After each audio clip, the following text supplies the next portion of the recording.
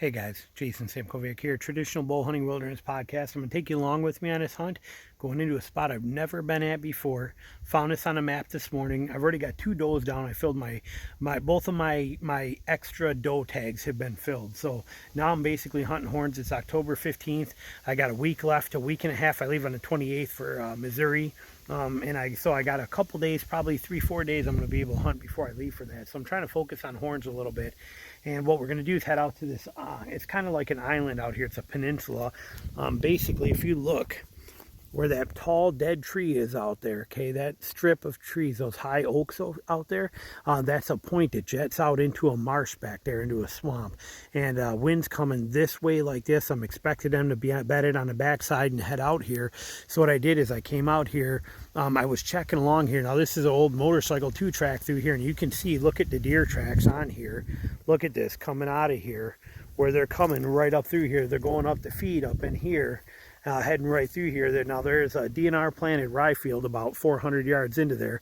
I don't think they're still hitting that rye field, but they're probably hitting still the grasses and the clover and the stuff like that now that the acorns have been hit pretty well. There's not many acorns left, but they're coming right out of there. I found it on the map, and I'm thinking they're going to be bedded out there on the far side of that. I want to get in there and try and cut them off before they get to here. So we're going to head out to that peninsula, that island out there, and see what happens. So I'm going to go ahead and get my stuff together, get my bow strung, get everything ready, and I will keep you in a loop. Okay, gear's all ready right there. Car's all set. Remember, always put your key fob when you are hunting on something. I connect mine with a little carabiner right there, right to my compass. That way you cannot lose that key fob. Cars today, you lose that key fob, you're in big trouble.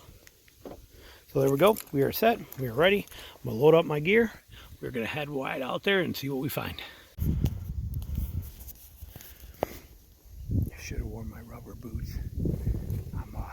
I figured it'd be a lot drier here, but I got to kind of hopscotch around these little bogs in here. But so I'm kind of taking me a little longer than expected. I had to pull out my GPS. I'm trying to find high ground way in here. I knew it was a peninsula, but I didn't realize that it was such a small choke point to get onto it. And I see here you got like bogs like this all over the place. I'm trying to get over by where those oaks are, but I'm gonna have to come in through this edge of these pines to get around there, I think. But I've been fighting not getting in water the whole way. That's all knee-deep water right on either side of this little pine right here. So been kind of a little bit of an adventure, but we're making it there. Should have worn my knee-high rubber boots, so it would have been a lot easier just to head beeline straight to where I wanted to go, but is what it is.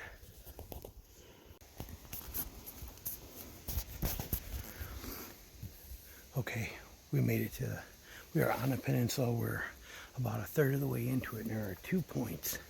1 point over there, 1 point over there that leads to islands. Okay, there's a point out there, another 400 yards from me that goes out to a point, or goes out to islands. Another one about 350 yards over here that goes out to an island there too that they're hopping across. Wind is coming straight in my face as I'm standing right now. I'm going to go check that point over there first. I want to look for any kind of sign. I'm not going all the way out on a point.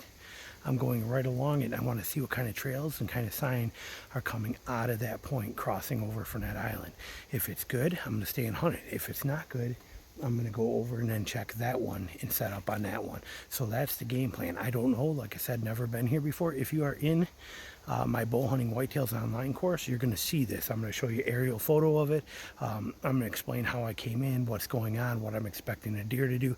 You'll see all that. I'm only showing it to the people in the course. I'm not putting it out there publicly. But if you're in that course, you'll be able to see this. But if not, just trust me. There's islands out there. There's a point off this peninsula. We are surrounded by water except for a 12 or 15 yard wide strip. That strip doesn't matter. They're not using it as a funnel because it's just all marsh grasses around it and probably, almost knee-deep water. It's no big deal for them. They don't care. So that's not a pinch point. But these points out here coming from that marsh into those islands, pinch points. So that's what we're going to check at. All right, we're at the first point right now. I'm liking this. The reason I'm liking it, that point is where those pines are right out there. Okay, that's the point. Look at how open all of this that I'm standing in right here is. You can see they clear cut this. That's what that land bridge was to let them get over here on this peninsula. But see how this has all been clear cut not too long ago? This is all very open out here. You have a strip of woods right here along these tall trees that go out to that point. And then you have this strip of woods right here that works out that way. That's going to be the travel routes. They're going to be there. So if they're bedded on that point, they're going to come out and go this way or that way. If I hunt it, I'm going to set up to catch them before they break and make either direction. But I want to actually walk over here and I want to look in here and see if there's any sign, because I'm going to cut them off before they get here over there. But I want to know if it's worth hunting, and I'll know if there's sign in this strip right here, and then I'll know if there's sign in that strip over there. But I want to check them both before I get to my ambush point, so that I don't have to worry about scent ruining me, because I'm expecting them to come from out there, bedded on that island, across that point. There's a really good bed right there. Good trails through here. Another bed right there.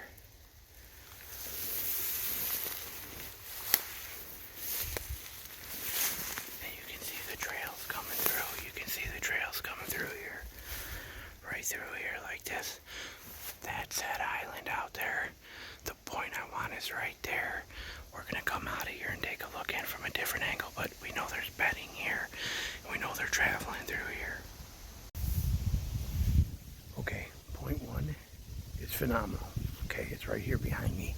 That island is right out there. We've walked that whole edge, and if I were to set up in it, I'd be right in there. I stayed out here in the clearing, but I kept peeking in there, and there are good trails that come out of here and run right to it. Somewhere right in this area in here is where I'd set up in there. It's pretty thick and tight.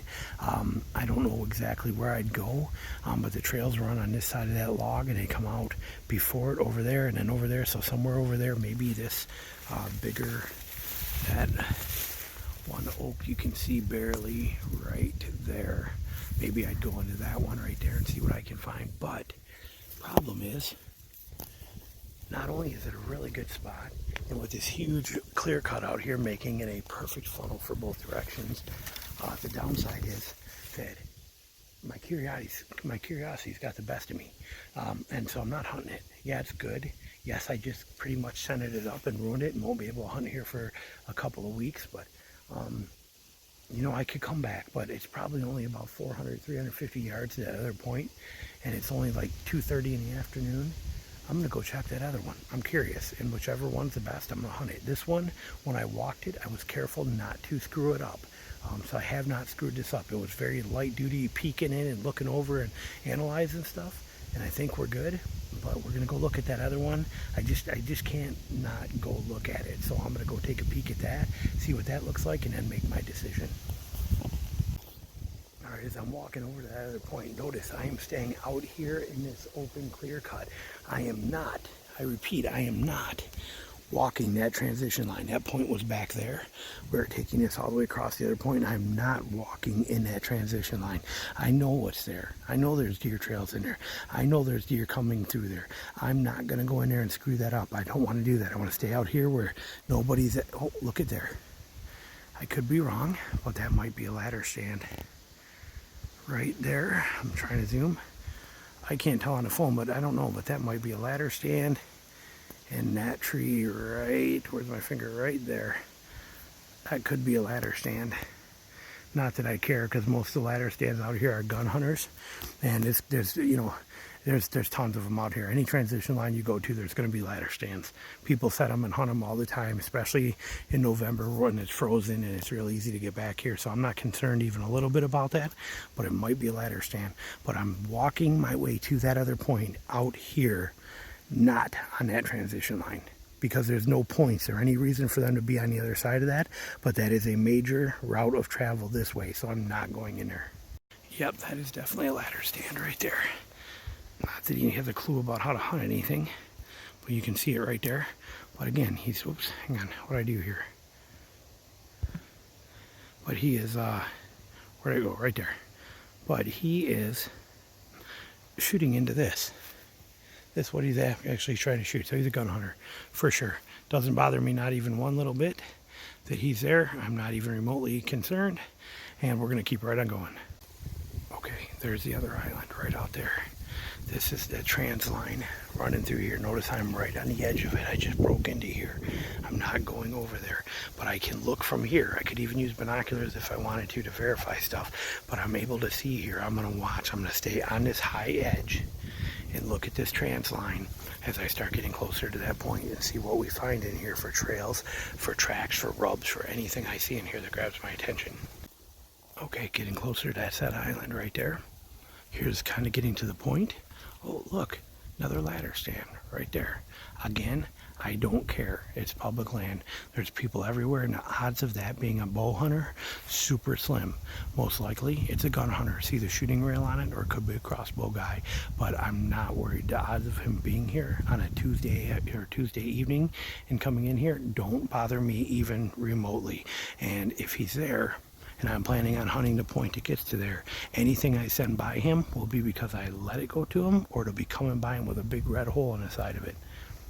You can look and see too, it's a pretty nice ladder stand, and it's kept up, and I'm sure I don't know, that straps looks pretty fresh. I mean, he's definitely hunted it last year, or maybe even reset it again for this year. And he even has over here, you can see right on that tree out there, that little dead tree right there, wave high, because we are right now on camera. Wave hi to him, say hello, hello. There you go. Let him know that he's not the only game in town. And again, where he's located at and where that point is out there, if I hunt this, anything that gets to him is already going to be dead. I don't even think he's hunting here. If I came out here and he was already in that stand, I would have left. I'd have bailed. I'd have not stayed here, and I'd have let him have it. But public land, first come, first serve. I don't know if he's out here, and if he is, he's probably not walking one step further than that ladder, which means that all of this out here to that island is 100% unpressured. He doesn't go over there except to that camera right there and to his stand. So all of this is unpressured. I'm going to check it out. All right, you can see my bow and my stands and my pack right there. This is the tree I'm going in, and I'm only going to be right there. Body's going to be right there. I'm going to be 8 feet in the air. Right there's where I'll put my platform. I don't got to trim nothing. You can see how open that is, and I can get out there. I got good shooting out there. I got good shooting over here. I got good shooting that way too. This is where I'm putting it. That guy's ladder stands back over that way, about probably 40 yards. I am set up right here, and that is that island right out there. I'm going to set up right on this point and get up in a tree. Okay, I am up. I am set. It's pretty bad when you look at your tree and you have to use 2 of the branches to lock your lifeline on because it's so small of a diameter tree. But I'm about there compared to my hand. Very, very little. But we are in here. We are wedged between it. We have some shooting over here. It's already set. I had to snap a couple little branches off there. We got some little pockets here, but mainly right there. And we got it right here, and you see I broke a couple other little branches there to give me shooting right into that main trail there. I got another main trail that runs right through here. So we are pretty simple. There's that island. They're coming across here. You can see the trails already out here and through here, and they all kind of meet up right on this point. So that's what we're hoping for. That wind is going that way, right there. So I'm hoping that even if they're here, I shoot them before they get to the wind. It's over there, and we are going to ride it out and see what happens. I'll let you know. Alright, quick side note here before I shut down, because we're starting to get to the point where I want some gear to move. As you can see, it's pretty windy here. It's always like that when you're in a marsh or in a swamp. I mean, you get that wind coming off of that open stuff. It always gets pretty windy and pretty crazy out here. Again, that's the reason we're in Columbia jacket. It's going to be windproof, and my Kuiu vest here, which is also windproof. But I am expecting, because the wind's going that way, those deer to be bedded on this point right here on the other side with that lake at their back, watching that section of woods for any danger. I'm hoping when they're ready, they're going to get up, come out to here, and come right across to me. They could be bedding anywhere on that back side of that island because they want to bed with the wind back and their back to the thick.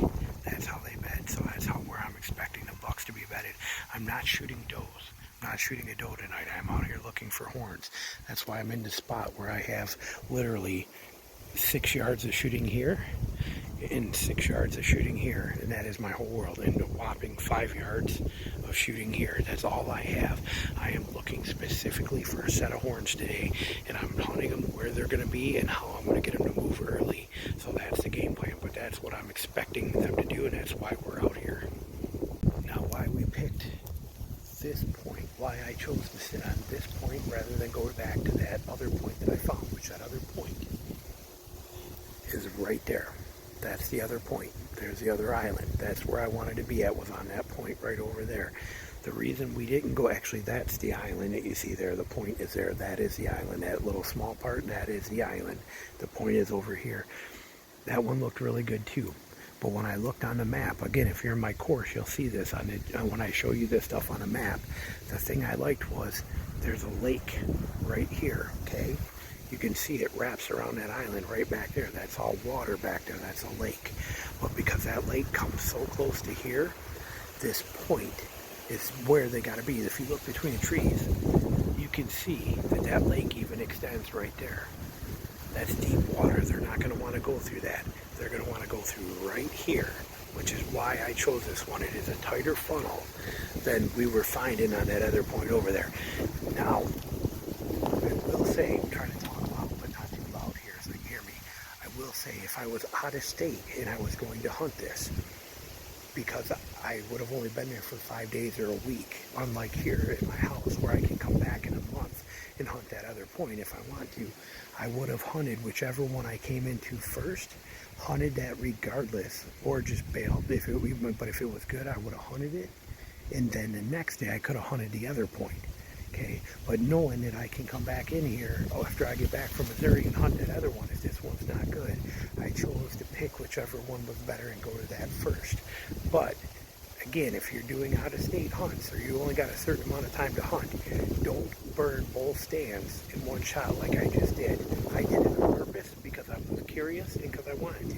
But if I was out of state and I had these two good spots to hunt, I would have hunted whichever one I went to first. If it was good, I would have hunted it right off the bat and then hunted the next one the next day. A little something to think about. Winds are picking up pretty good. Like really starting to blow pretty well, as you can see. Moving the tree around pretty well. And we got thunderstorms right behind us. I can hear the thunder rolling, but we're going to stick it out. I think we got about an hour and a half left. I haven't seen anything yet, but I have been hearing a deer, probably a yearling, over there bleating, yelping and bleating. I can hear him over there, but I haven't seen anything come across yet or anything moving yet. But like I said, getting to be quite an adventure weather for being in a pretty small little tree.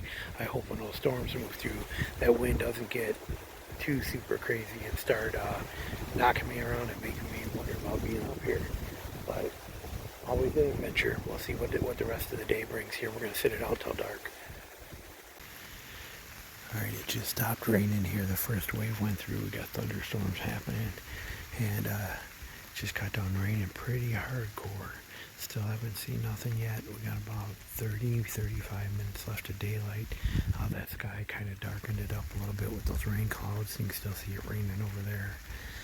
And we're just waiting it out. We got a half hour left. Hopefully something big starts to move through here.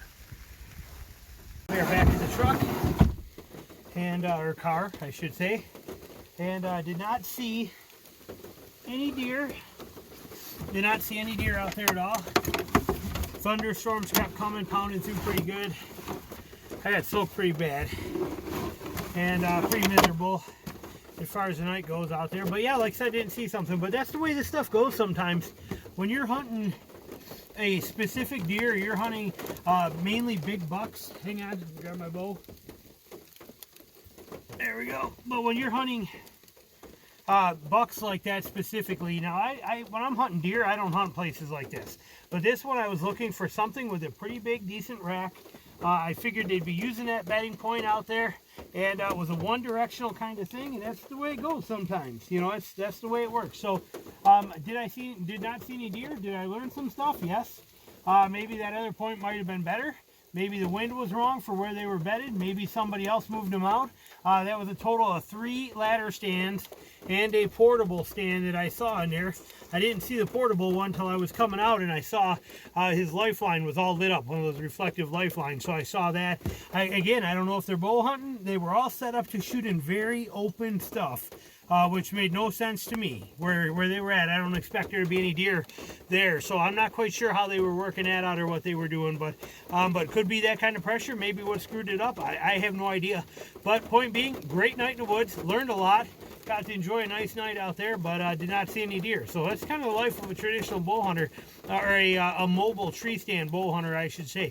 Going into spots that you never know, trying to figure it out on the spot, and trying to make it happen. But if you're in that bow hunting course, I will show you this, and I will have also showed you exactly why I went there. I will show you the aerial photo of it. I will show you what I expected the deer to do, why I chose that spot, everything. Because I'm not saying it's a bad spot. The spot's incredible, or I would have never set up there. Just today, didn't pan out to be the way it was supposed to work.